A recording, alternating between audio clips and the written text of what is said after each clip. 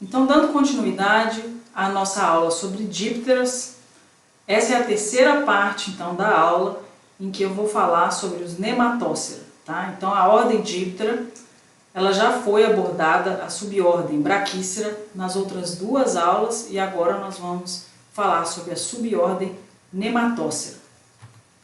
Bom, a subordem Nematócera, ela tem algumas famílias que são de importância médica e veterinária.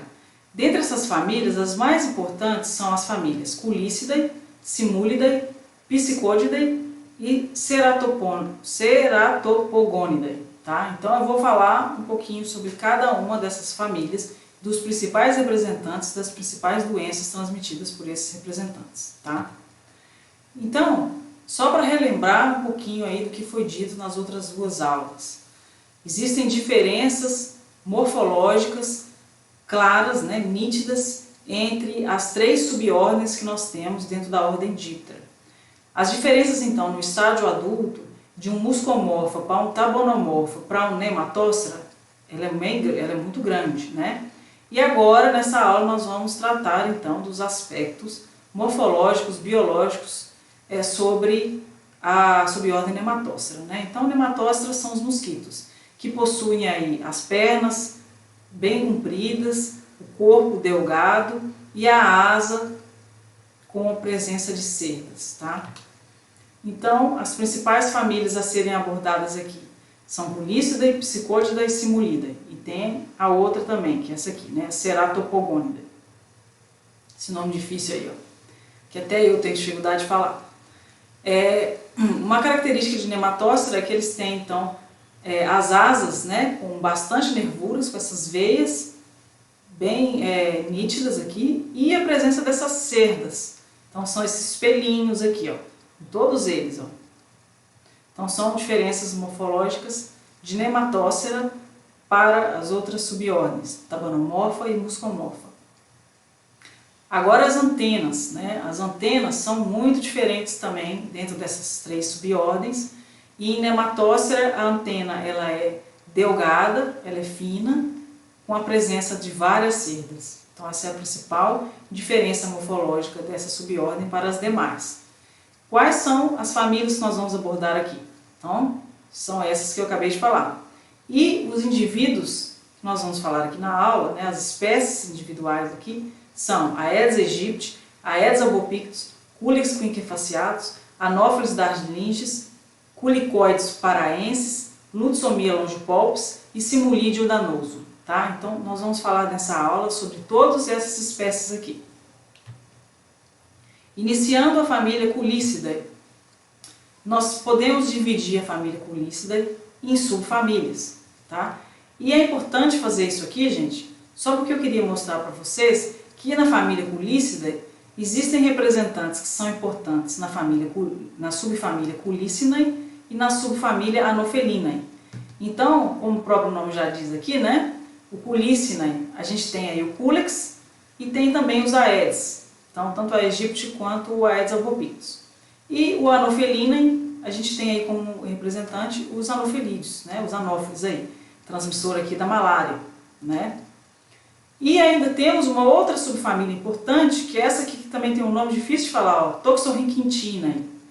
Eles são, na realidade, predadores. Eles, então, não são vetores de doença, como os Culicinae e os Anophelinae.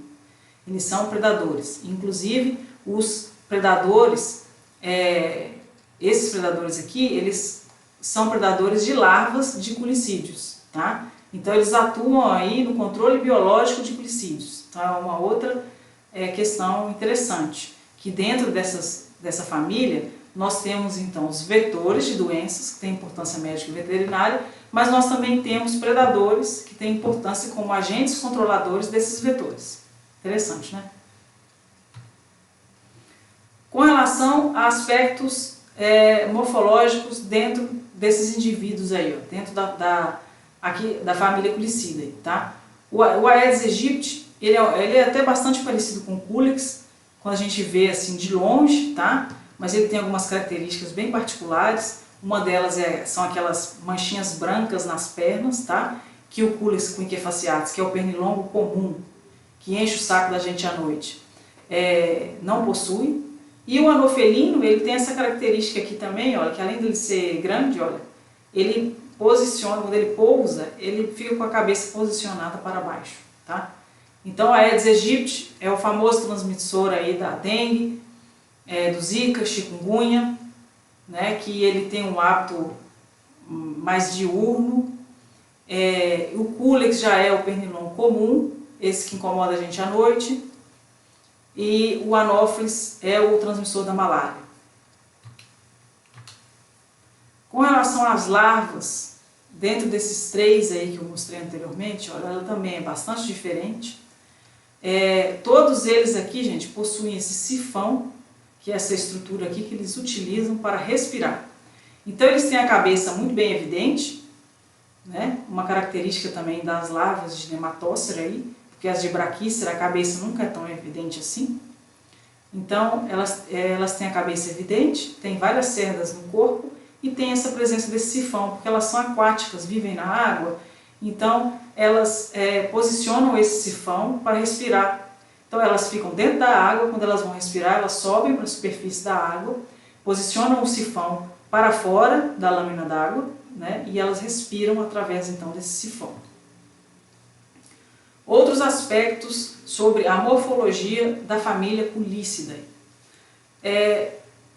Eles têm uma probóscide muito evidente, eles têm um aparelho então picador.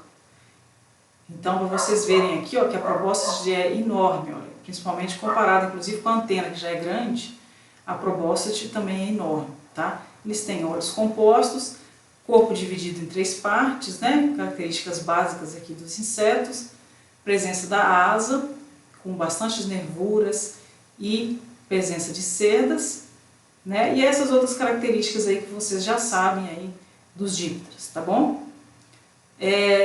Então eles têm o tórax, as pernas, as asas e o abdômen revestidos por escamas, isso é uma característica importante também.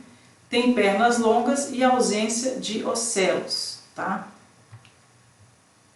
Dimorfismo sexual. Então como é que você distingue um macho de uma fêmea, de um mosquito, tá? Então, quando você vê lá na sua casa um pernilongo pousando na parede, como é que você sabe se aquele pernilongo é macho ou se aquele pernilongo é fêmea? Olha, eu vou ensinar para vocês uma dica fácil, tá? Vocês vão olhar bem pertinho, não muito perto, senão o mosquito vai voar, né? Vocês vão observar a antena. Então, vocês observem a antena. Se a antena for plumosa, cheia de pelinho, é um macho. Se a antena for comprida, porém com menos pelinhos, é uma fêmea, tá? Então essa é a característica mais fácil de dimorfismo sexual. Então, eu, como tenho experiência trabalhando com esses mosquitos, eu de longe já consigo ver se é macho ou se é fêmea, tá? Outra característica, a fêmea é mais gordinha, ela tem um abdômen mais arredondado do que o macho. Aqui na foto não está muito evidente, mas isso é uma coisa que vocês podem usar também para poder distinguir a olho nu. Quando vocês verem um macho e uma fêmea, a fêmea ela tem um abdômen mais gordo. E se ela estiver cheia de sangue, então, o abdômen vai ficar mais gordo ainda.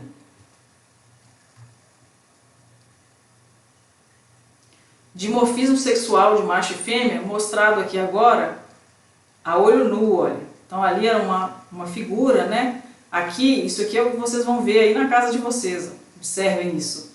É muito diferente a antena, então dá pra ver de longe isso aqui, tá?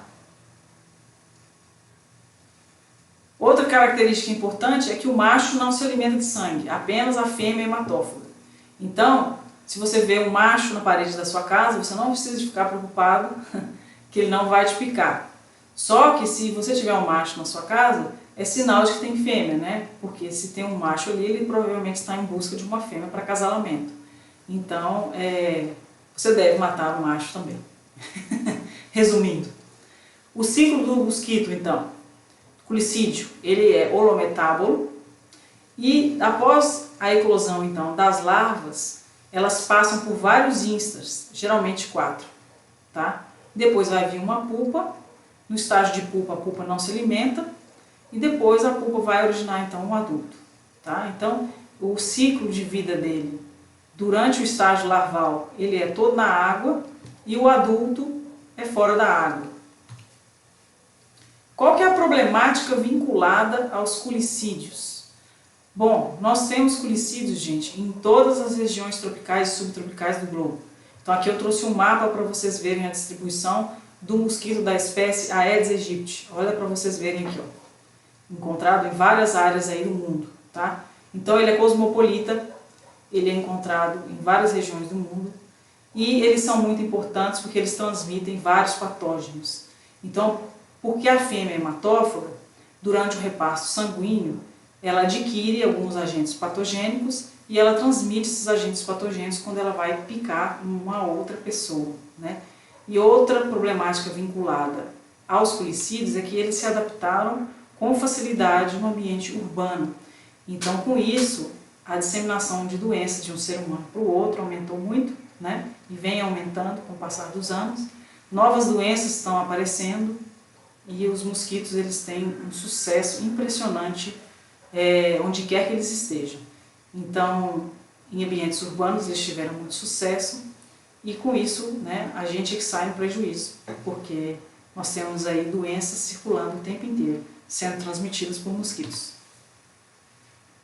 Eles são vetores de patógenos como arbovírus. Arbovírus. O que é arbovírus, professor? Bom, é um vírus transmitido por artrópode, tá? Então é por isso que ele recebe esse nome, que é uma sigla, na verdade, que vem do inglês. Então é de Arthropod Borne Viruses. Então é vírus transmitido por artrópodes. Então, nos casos de vírus transmitido por mosquitos, a gente não usa a expressão vírus, a gente fala arbovírus, tá? Então, no caso aqui de alguns arbovírus, dengue, febre amarela, malária, zika e chikungunya. E um outro problema sério é que as estratégias de controle que nós temos utilizado, elas não têm sido eficientes, né, gente? Se fossem eficientes, nós não teríamos problema de dengue, de zika e chikungunya e de todas essas outras doenças aí todo ano, né? Então, nós precisamos aí de estratégias de controle mais eficientes para controlar esses mosquitos. Uma curiosidade é que o número de arboviroses tem aumentado muito. Em 1980, se aqui no Brasil tinha 95 arbovírus, em 2018 já tinha mais do que dobrado isso aí, ó, 210 arbovírus. Existem vários fatores associados a isso, né, gente? Então, a gente pode destacar aqui vários, por exemplo, com a mobilidade humana, que mudou muito. Hoje em dia a gente pega um avião e pode ir para qualquer lugar. Então, a chance de transmissão de doenças de um país para o outro aumentou. E uma prova disso que nós temos é o coronavírus, né? O surto de coronavírus que nós estamos vivendo no momento, que ele rapidinho saiu da China e já se espalhou para o mundo inteiro. Então, isso acontece também com as arboviroses. Porque se você tem mosquito no mundo inteiro, um mosquito que transmite uma doença pode transmitir essa doença no mundo inteiro também, né? Então não fica apenas num continente, num local mais, ele se espalha, né? Espalha a doença, porque os seres humanos, eles andam para lá e para cá. Outro fator é a degradação ambiental, porque se você degrada o ambiente natural dele, ele é obrigado a se adaptar a um novo ambiente e ele acaba migrando para as áreas urbanas.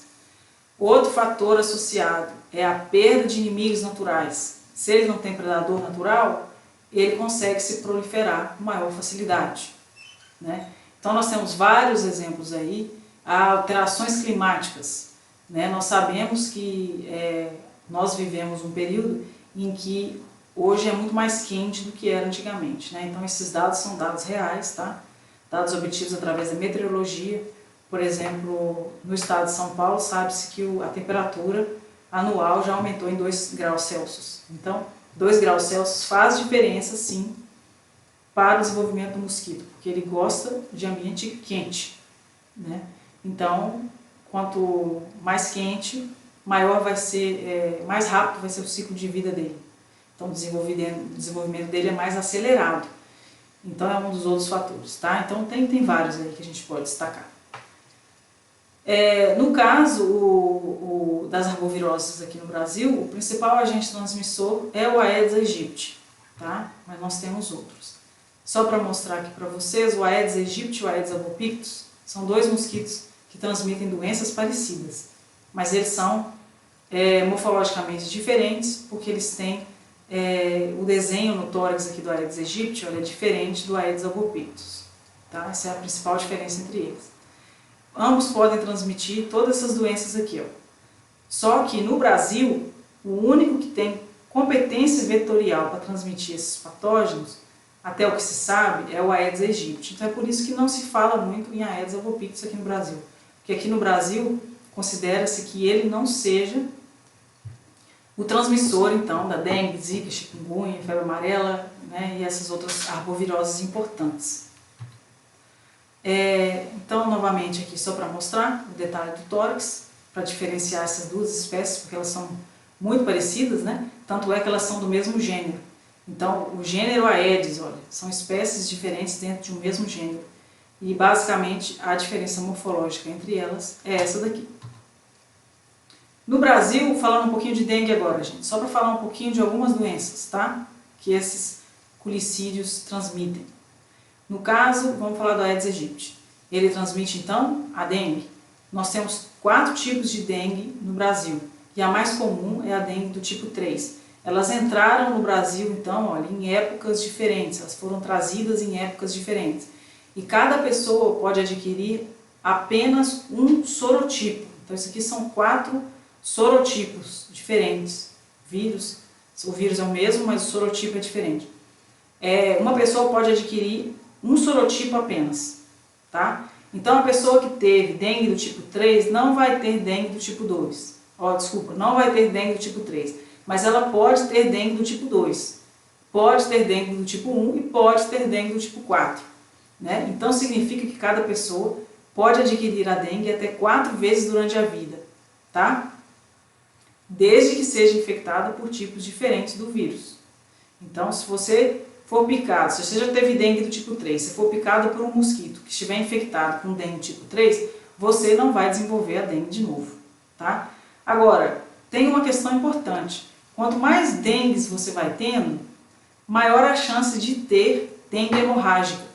Então é por isso que a dengue ela tem sido um problema mais sério com relação à dengue hemorrágica nos anos mais recentes do que era antigamente, tá? É por isso, porque a pessoa vai sendo exposta várias vezes a outros sorotipos e com isso vai ficando mais grave, a doença vai ficando mais grave, tá?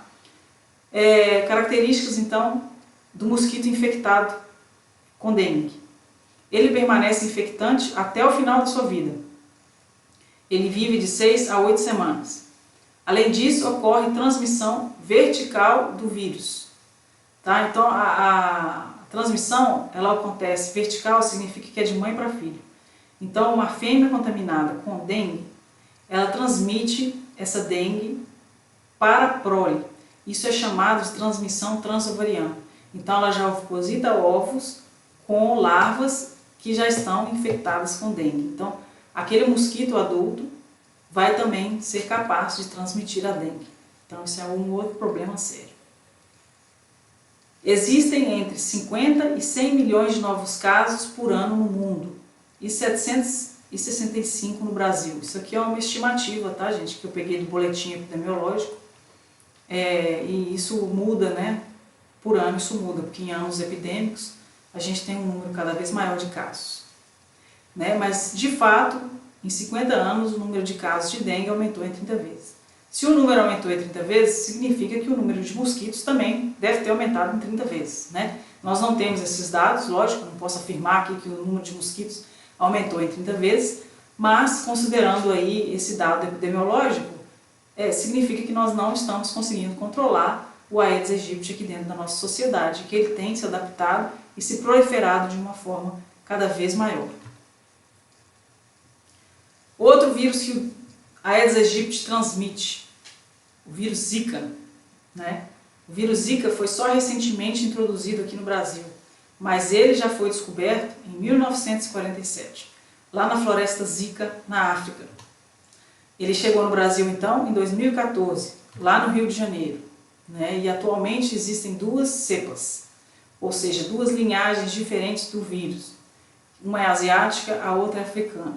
Né? Então, eles vieram de um desses 2 países e entraram agora aqui no Brasil e causaram aquele caos todo que todo mundo viu, né?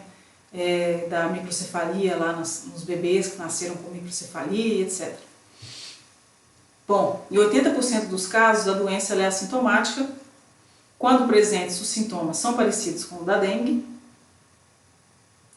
O vírus provoca alterações no sistema imune e promoveu então também essa alteração aí nos bebês, né, que nasceram com microcefalia, porque o vírus ele tem essa capacidade de penetrar a placenta da mulher grávida e atingir o feto. Bom, mas diferente da dengue, a Zika, o vírus Zika, ele tem rotas de transmissão diferentes.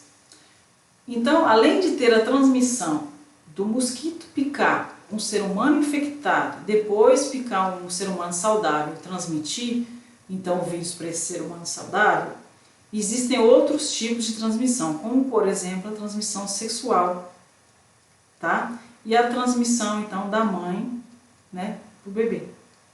Então isso aí são coisas que não existem, né, na dengue. Então, uma característica particular do vírus Zika. Um outro colicídio importante é o Culex quinquefaciatus, que é um mosquito pernilongo comum que a gente encontra em casa. Ele transmite uma doença muito importante, que na verdade é um nematóide, não é um vírus mais, tá? Que é chamada de elefantíase. Ela é chamada de elefantíase porque quando a pessoa tem essa doença, geralmente nas partes de baixo, né, nas pernas, fica parecendo uma pata de elefante. Então por isso que ela é chamada de elefantíase. O que é a doença então? Ela é transmitida então pelo Culex quinquefaciatus, então pela picada do mosquito. Quando ele faz a hematofagia, ele ingere então esses nematóides e quando ele pica uma pessoa saudável, ele transmite esses nematóides para essa pessoa saudável, tá? Esses nematóides, né, essa doença também é chamada de filarioide, filaríase ou filariose. Essas filárias, elas ficam alojadas nos vasos linfáticos, tá? E por isso que causa esse linfedema aí, por isso que a perna aumenta de tamanho, tá? Então por isso que fica aí parecendo mesmo essa pata de elefante. Características então da elefantíase. O nome desse nematóide é Wuchereria bancroft, tá? Então como é que é o ciclo do desenvolvimento desse nematóide? Primeiro ocorre a transmissão das larvas por uma nova picada. Então um mosquito infectado, ele vem aqui e pica um ser humano. Lembrando que esse mosquito aqui tem que ser o Culex quinquefaciatus, tá? Ele pica um ser humano, tá? E vai haver o desenvolvimento do nematóide, dos vermes, então, ó, que vão se transformar em vermes adultos e vão ser alojados, então, nos vasos linfáticos. Os vasos linfáticos vão ter linfedema, vão aumentar de tamanho. E aí um novo mosquito vem aqui, pica essa pessoa contaminada, ingere então essas filárias, essas microfilárias, esses vermes, que vão se desenvolver dentro do mosquito e com isso o ciclo continua, tá bom? Então, no caso, o hospedeiro definitivo aqui dessa doença é o homem e o hospedeiro intermediário é o mosquito. Por último, gente, eu não poderia deixar de falar então da malária, né? Então, a malária, ela é na verdade um protozoário, tá? Então não é vírus, não é nematóide. É um protozoário que é transmitido por esse mosquito chamado Anopheles darlingi. Tem outras espécies também, tá? Mas essa daqui é a mais comum aqui no Brasil. A malária, gente, ela é causada então por protozoários que tem também, são do gênero Plasmodium, tá? Mas que tem várias linhagens. Então a linhagem que nós temos aqui no Brasil é diferente da linhagem que tem lá na África, tá? Então só falando um pouquinho sobre isso aqui agora, ela é então transmitida por esse mosquito, por esse culicídio, né? Que é chamado então de Anopheles darlingi, e o patógeno então responsável pela doença é o protozoário do gênero Plasmodium. Aqui no Brasil, o mais comum é o Plasmodium vivax e na África o Plasmodium falciparum. Então são duas linhagens diferentes desse protozoário que causa a malária, tá? E, gente, uma característica interessante é que eles possuem virulência diferente, tá? O que significa isso? Significa que eles são agressivos de forma diferente. Então, o Plasmodium que nós temos, falciparum, na África, ele é muito mais agressivo do que o que tem aqui no Brasil. Então, por isso, gente, 90% das mortes por malária no mundo acontecem na África, né? Então, no Brasil tem um número menor de mortes por malária do que na África. devido a essa virulência, então, do protozoário, que lá na África é muito mais sério, é muito mais virulento, muito mais agressivo, tá? Então, para finalizar aqui a aula sobre os culicídios, eu não poderia deixar de falar aqui desse outro culicídio também, que é muito importante, tá? Existem vários outros, mas para não estender muito a aula, eu queria falar dos principais para vocês. E esses são os principais, tá? Com relação à continuação agora das outras famílias, tá? Dentro de Nematócera, nós vamos falar então na próxima aula, que vai ser a parte 4 então da ordem Diptera, tá bom? Então aguardo vocês lá na próxima aula.